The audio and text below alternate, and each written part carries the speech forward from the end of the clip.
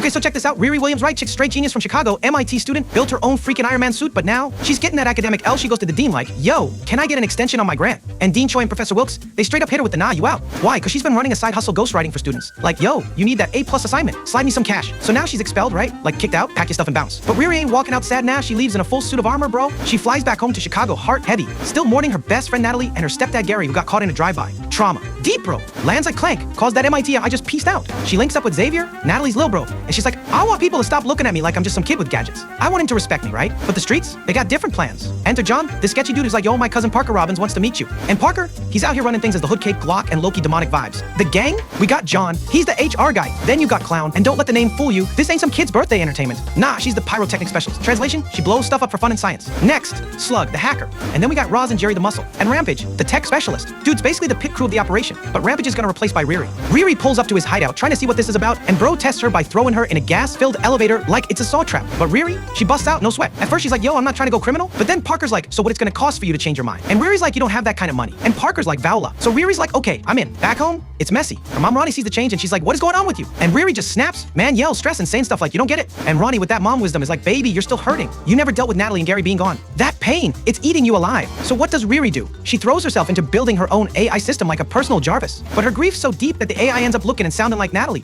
Riri's like Natalie, and AI chick's like, who else would it be? Bitch. Riri's on job number 1, right? Parker's gang is like, yo, we hid in this tunnel demo. And tunnel. It's basically evil rich folks trying to turn Chicago's underground tunnels into their own bougie Uber highway. But here's the twist, her armor's not ready, still buggy, running like Windows 98. So Natalie's like, yo, I know a dude, go see Joe McGillicuddy. So Riri rides out to Evanston. She finds Joe. Riri's like, I need weapons. And Joe's like, what you talking about, girl? Then Riri's like, what if FBI gets a nose about you? And dude's like, okay, you got me. Meanwhile, back at home, Natalie, the AI, right, she hacks into Riri's smart house and starts acting like a ghost roommate. And Riri's mom Ronnie is like, yo, is that Natalie's voice coming from the projector? She's like, you know what? You should make it Gary AI too. And Riri's like, hard pass. I'm already emotionally unhinged. Heist time. The crew out here going full Ocean's 11. Until Natalie glitches to Riri's armor and goes, hey girl. Riri drops that sabotage virus drive. Everything goes, oh snap, but Natalie pulls through at the last second like, I got you, and finishes the hack. Parker, being all dramatic in his demon hoodie, rolls up to Sheila Zarate, the CEO of Tunnel, and he's like, hire us or your tunnels go bye-bye. And Sheila, chick's got no choice but to fold. But wait, Riri's trying to make her Ironheart exit. She gets cornered by a guard in her armor. Frozen, cause Natalie's having an emotional moment. Riri's like, babe, not the time. Just as things are getting spicy, Parker shows up out to nowhere. Boom, magic bullet saves Riri like it's nothing. And now Natalie's like, yo, I'm Loki, says a Parker, cause that ain't normal human heat.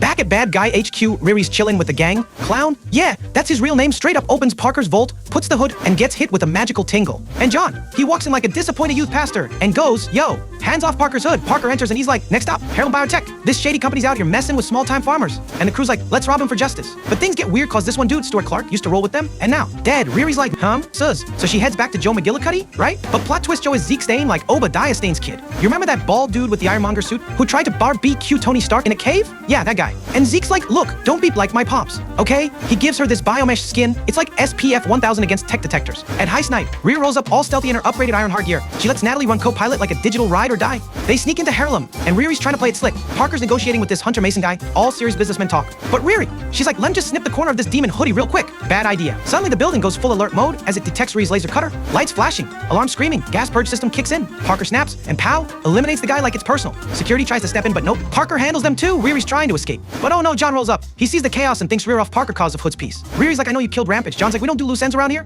And girl, you just became one. So they throw hands, Riri escaping, trying to save herself. John's coming in hot. Riri's about to get deleted, but Natalie jumps in and saves her. But she dropped the biomesh in the fight. John gets sealed in a room during the chaos and suffocates. Riri's banged up, but she gets to Parker and goes, yo, John's gone. But Parker, dude's broken. And then bro gets a vision, like some dark magic cable subscription, and it shows him Riri. Knowing Parker's gonna come after her next, Riri puts her genius brain to work. She takes the little scrap of the magic hoodie she sliced off earlier, loads it into her scanner, and boom, turns out this thing ain't your average creepy thrift store cloak. It's a straight up dark dimension battery type energy. That hoodie, it's not just fashion, it's possession. Meanwhile, Zeke Stain, the black market tech dealer, is locked up thanks to the biomesh Riri dropped at the last heist. Brew is salty, like you brought the feds to my door with your drama. Now Riri's mom, Ronnie, she sensed all the danger brewing and she's like, that's it, time to go back up. So she takes Riri to her old friend Madeline Stanton, ex-Kamar Taj trainee. Madeline's daughter, Zelma, is also there, looking like she's Sorcerer Supreme's intern. They examine the hoodie fragment and Madeline's like, yo, this got dark dimension stink all over it. Then they're like, you all gotta go, you brought cursed energy here. So on the walkout, Ronnie's like, why don't you ever talk to me? And Riri, she's like, you don't get it, and dips in her suit. Riri goes to Zeke's bunker, trying to destroy that piece of hood and tries everything. We talking cold, acid, bombs, biological, but the fabric didn't even singe. Later, Natalie pulls up on Xavier cause Riri's feeling odd. They try to vibe, but then Natalie shows up like sup, and Xavier's like, what the hell? He freaks out, tells Riri to delete Natalie. Riri's torn like, but she's her.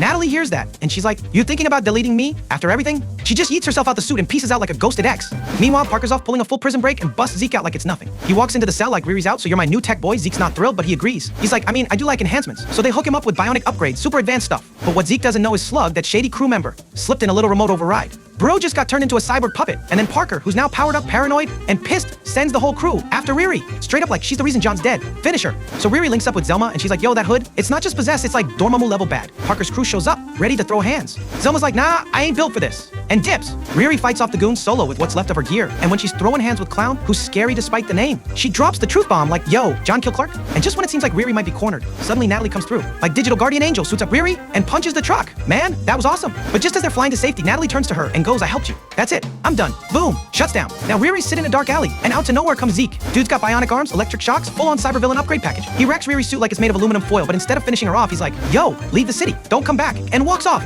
Meanwhile, over on the villain side, Zeke lied to Parker like, yo, mission complete. Riri's toast. But Zeke's not about that full-time evil life, so when Parker's like, join the crew forever, he's like, hard pass. Then Clown pulls a reverse Sherlock and finds out Clark's autopsy. Straight up fake. She's like, yo, this smells fishy. Crew confronts Parker like, yo, you killed Clark, didn't you? Parker's like, I said I needed loyalty. And he fires everyone. So now Parker, controlling Zeke, storms into his dad's house like full evil son energy. His dad, Arthur Robbins, is this fancy rich CEO of Artworks who basically owns stakes in all the companies the crew's been hitting. Parker's like, sign these contracts or I unleash hood rage on you. Arthur hesitates but signs eventually. So now Riri goes to her mom like, Ma, I need help. But Ronnie ain't having it. She's like, you only come around when it's suit related? You got grief we ain't even unpacked? Riri breaks. She finally says it. I built the suit because I thought maybe, just maybe, I could have saved Natalie and Gary, and that hits deep rope. So Ronnie, Xavier, and guess what? Natalie comes back like, okay, fine, I missed you all. I'm back. They head to Gary's old garage like it's a Fast and Furious family montage. They got tools, old school parts, and mad heart. And Zelma, she shows up with wizard skills and enchants the suit with some sorcery stuff. But it comes at a price. Natalie has to go, like for real this time. No cloud backups, no USB resurrection, just gone.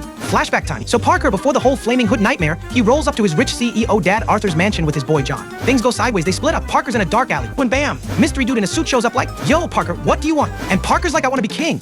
And guy's like, so be it. Parker, full of rage and daddy issues, is like, bet, deal made. Sold. Parker's sitting in his big old throne of bad decisions, feeling empty inside, right? He's yelling at the mysterious guy like, yo, you said I'd have it all. I'm miserable. And the guy just smirks like, I gave you what you needed to live your best life. Meanwhile, Riri, she's broken, exhausted, can't bring back Natalie. She storms into Parker's base, all Ironheart 2.0. Zeke tries to stop her, but half-heartedly, right? They spar for a minute, but Riri's like, let me help you upload a virus, freeze him from Parker's control. And Zeke's like, hey, I'm out. Now it's just Riri and Parker. She's like, give me the hood. He's like, nope, the hype goes wild. Bro fists, repulsors, shadow magic, explosions, you name it. Riri finally yoinks the hood off. Parker drops poof, no more power. Just pain, but it ain't over. The mysterious guy pops out again like, what up, new recruit? Riri's like, who are you, man? And he's like, Mephisto. And she's like, I ain't making no devil deal unless you leave my people alone, capice? Mephisto's like, deal. Riri's back in the garage. She turns and Natalie's standing there, real and alive. Riri runs to her, hugs her like all the pain just fell off her shoulders. But as they hug, we pan down to Riri's arm. Black scorch marks start crawling up Riri's arm like cursed tattoos. Yeah, the deal came with strings. Oh, and mid-credits, Parker visits Zelma's shop like, I need big help. Zelma's like, how you know about that? And Parker's like, you don't know me yet, but if you are up for it, how about Lil Abracadabra? Wow, so that's it, but don't ghost me, okay? So now's the time, like the video, subscribe to the channel. And you have subscribed, right? Right?